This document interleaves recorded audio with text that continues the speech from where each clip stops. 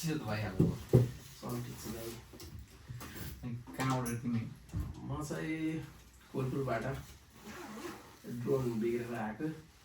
म बरु त पैसै दिन्छु मलाई ड्रोन दिएन चाहिँ भने, अनि होइन मम्मीले त गाली गर्नुहुन्छ म त दिन सक्दैन ड्रोन, यति महँगो ड्रोन, अनि के भइहाल्यो भने कसले तिर्छ, म तिर्छु भनेर त्यसरी एक दिन चाहिँ मागेँ। एक दिन ड्रोन मागेँ अनि उडाउन फर्स्ट फ्लाइट उडाएँ घरमा उडाएँ। अनि जस्तै ड्रोन पनि मैले ठ्याक्क अनि सुर्खेत जानु भएको थियो कि हाम्रो कोलपुरदेखि सुर्खेत चाहिँ हामी पिकनिक खान जानु भएको थियौँ। अनि फर्स्ट टाइम ड्रोन आएको छ। अब त्यो भिडियो हेरी पनि चलाउन आइसक्यो कि मलाई, फर्स्टमै त्यो भिडियो हेरेर सबै जानिसक्यो मैले। अनि त्यसपछि म सुर्खेत गएर पनि ड्रोन फ्लाइ गरेँ होइन, सबै आयो उडाएँ। अनि त्यस्तै गरेर मैले अब साथी अब ड्रोनतिर धेरै उ थियो नि त, अरू 3-4 दिन अझ राखिहाल्छु भनेर राखेँ। अनि उसले पनि केही भनेन। अनि त्यसपछि उसलाई फेरि तनाव भएछ गरिदियो कि तेरो ड्रोन खै भनेर भनेछन्। अनि उसले चाहिँ कम्प्लेन गरिदियो मेरो बारेमा स्कुलमा कम्प्लेन गरिदियो। अनि उसको मम्मी फेरि टिचर हुनुहुन्थ्यो पहिलाको। मम्मीले नि कम्प्लेन गरिदियो? नै उसको मम्मी पहिला टिचर हुनुहुन्थ्यो। अनि त्यसले छोडिसकेको अब हुन्छ नि चिनेको साथीहरू, उसलाई कल गरेर कसले ड्रोन लगेको भनेर विशाल ढकालले लगेको भनेर आएछ। अब ड्रोन यत्रो दिन भइसक्यो, अब फिर्ता ल्याइदिनु पऱ्यो। अनि सुनायो मलाई। अनि अब ड्रोन त मलाई अरू दिन पनि चाहिराख्ने, अब सिक्छु भनेर उ गरेको होइन। अब त्यो हुन्छ नि अब ड्रोनप्रतिको लगाव त्यही उ भइरहेको। अनि फेरि मैले साथीसँग फेरि मागेँ ड्रोन। अब त म दिँदिनँ भने दिएन उसले।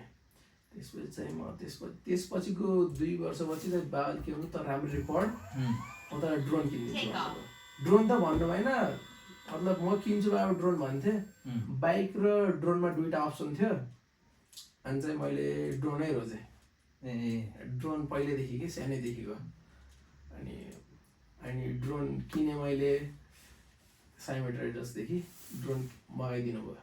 फेरि ड्रोन पनि ठ्याक्कै फेरि बाबालाई भने, बाबा मैले राम्रो पढेँ, यत्रो ग्रेड ल्याएँ, अब किनिदिनु पऱ्यो भने। अनि पैसा त छ अलिकति रोक्न त भन्नुभयो। नाइ मलाई आज नै चाहियो। यो टिकटकमा देखेँ त्यो भिडियो ड्रोनको बारेमा, यो सेल आउट गरिरहेको। अनि ठ्याक्क मैले पनि बाबालाई भने लास्ट पिस बसेछ भन्थेँ क्या मैले। लास्ट पिस भनेपछि त अब मैले उ गरेँ कि सेमीमा लास्ट पिस छ भने मैले। अनि लास्ट पिस छ भनेपछि बाबा जसरी पनि किनिदिनु पऱ्यो, मलाई बहुत मन परेको यो, यसपछि नेपालमा आउन ड्रोन भन्दै यो होला।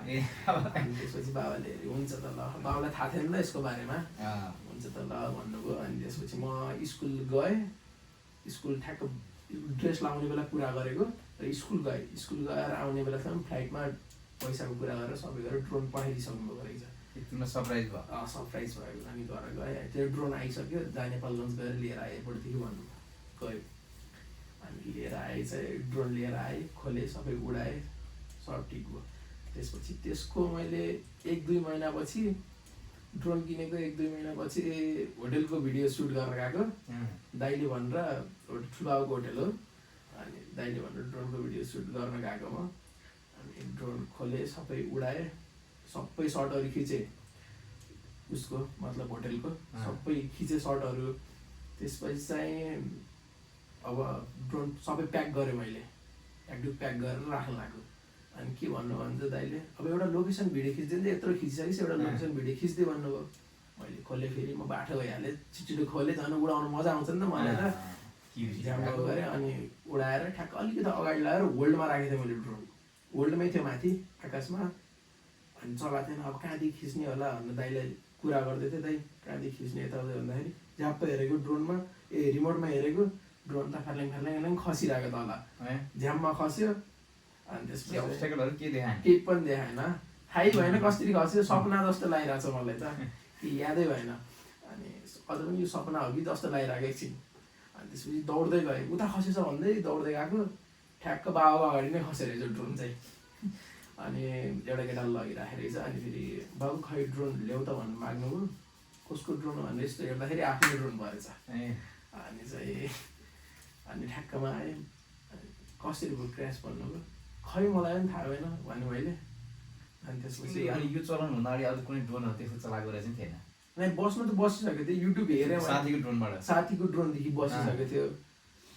अब इच्छा भएपछि त्यो भइहाल्दो रहेछ कि। सबभन्दा ठुलो कुरो इच्छा हुनु पऱ्यो आफ्नो मनदेखि। अनि क्रास भइसकेपछि त अब ड्रोनमा केही पनि बचेन कि, पुरै कम्प्लिटली डिस्ट्रोय नै भयो, ड्रोन पुरै खत्तमै भयो। र म चाहिँ 1 हप्तासम्म त्यो हुन्छ नि के गर्ने कसरी गर्ने यादै भएन। अनि युट्युब हेरेर फेरि म आफै गराउन सक्छु कि भनेर सबै रिसर्च गरेँ, मदेखि पनि भएन। अब बाबाले नयाँ ड्रोन किनिदिनुहुन्न, यो बन्छ कहाँ पनि थाहा थिएन कि मलाई। अनि लास्टमा रिसर्च गरिराखेँ, ठ्याक्क हजुरको आयो ड्रोन हाउस आनन्दनगर भनेर आयो।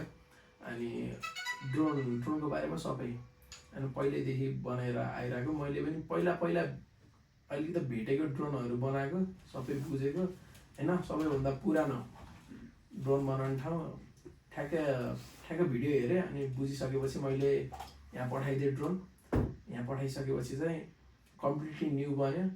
अनि पैसा नि अलिकति खर्च भयो, राम्रै खर्च भयो। जति भयो सर? भयो नि 80-86 गर्दा 1 लाख जति खर्च भयो होला। 1 लाख जति खर्च भयो। यस्तै भयो। अब अनि पार्ट्सहरू सबै गयो होइन। अनि बन्न नि सरले छिटै बनाइदिनु भयो। अनि ड्रोन उडाउने क्रममा चाहिँ तिमी के दर्ता नभएको डर त गराएन होला तिमीले? गरेकै छैन। के समस्या दियो यो ड्रोनले? एक त यो ड्रोन मैले दर्तै गरेको छैन र एउटा घटना घटेछ मदेखि। रातिको टाइम चाहिँ त्यस्तै 8 बजे थियो।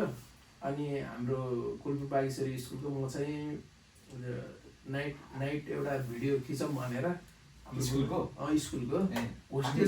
आफ्नै स्कुलको होस्टेलदेखि चाहिँ उडाएर स्कुलसम्म पुगाएको। नै होस्टेल मतलब सरले भन्न त्यहाँ आएर अनि मैले ड्रोन त्यहाँदेखि उडाएर अनि भिडियो चाहिँ खिच्न थालेँ। त्यसपछि चाहिँ अनि अलिकति अब हुन्छ नि एउटा होटल देखियो। होटलको मैले होटल सेन्टर प्लाजा होटलको म सुट गरेर आएको थिएँ। ठ्याक्क त्यही सुट गर्ने त्यो जुन ड्रोन चाहिँ जुन बाटोदेखि जान्छ नि त्यो होटल, त्यसको तल चाहिँ हाम्रो त्यो प्रहरीको पुलिसको बिट थियो। अनि त्यो बिटदेखि क्रस भएछ ड्रोन, तल लाइट बलिरहेको, पुरै उज्यालो पार्दै गइरहेको। अनि त्यसपछि त्यहाँको ड्रोनको सबै भिडियो खिचेँ। अनि ठ्याक्क त्यो होस्टेलनिर ल्याएको मैले ड्रोन, पुलिसले पुरै टर्च बालेर हेरिरहेको रहेछ। 3-4 जना पुलिसले पुरै टर्च बालेर घुमाइ हेरिरहेको ड्रोनलाई। अनि मलाई लाग्यो बच्चाहरूले ड्रोन देखेर टर्च बालेछन् जस्तो लाग्यो। अझ मैले तिनीहरूको वरिपरि घुमाइदिएँ। पुलिस आएर चाहिँ 4-5वटा बाइकले त्यो ड्रोनलाई फलो गरेर आएको रहेछ, को रहेछ भनेर। अनि पछि त्यो फलो गर्ने क्रममा मैले ठ्याक्क अनि 3-4 राउन्ड अझ घुमाइदिएर त्यही एरियामा अनि मैले बसाल्ने बेला लाइट बल्यो। अनि केही ठाउँमा रहेछ भने ड्रोन सबै प्याक गरिरहेको थिएँ। प्याक गरेर झोलाभित्र तल सिटदेखि तल झरेको छतदेखि पुलिसले यस्तो घरमा होस्टेलमा लाइट बाल्यो। अनि लाइट बालिसकेपछि चाहिँ को ड्रोन उडाउने भन्यो, म भने मैले। अनि तल गएको त ड्रोन च्यापचुप समात्थ्यो। अब फोन त्यो रिमोटमै थियो, त्यो पनि तानिदियो, ड्रोन पनि तानिदियो। ल हिँड्नु भन्छ, अटो लिएर आएर रहेछ मलाई लगाउनलाई। अनि त्यसपछि चाहिँ ठ्याक्क हाम्रो फेरि फाउन्डर सर हुन्छ, फाउन्डर सरको त्यो होस्टेलमै घर छ। ठ्याक्क फाउन्डर सर बाहिरदेखि आउनु भयो रहेछ। अलिकति त्यहाँको पावर थियो, अलिकति चिनेको मान्छेहरू थियो त्यहीँको। अब नजिकै हो नि त त्यहाँदेखि चिनेको मान्छे पुलिसहरू थियो। अनि ठ्याक्क त्यहाँ आउने बित्तिकै मेरो ड्रोन भन्नुभयो अनि मलाई छोडिदियो। अनि त्यसपछि भोलि बिहान एउटा निवेदन लेखेर चौकी पठाइदियो। अनि सर नआएको भइदियो त म त 1 रात बस्ने भएँ, भित्र बस्ने हो कि लिएरै गयो नै लगेन। सर यदि हाम्रो फाउन्डर सर नआएको भइदियो मलाई लगेर जाने भनेर अटो लिएर आएको थियो पुलिसले। 3टा बाइक अनि अटो लिएर आएको, को यो हाल्ने भनेर। त्यस्तो भएको छ मसँग।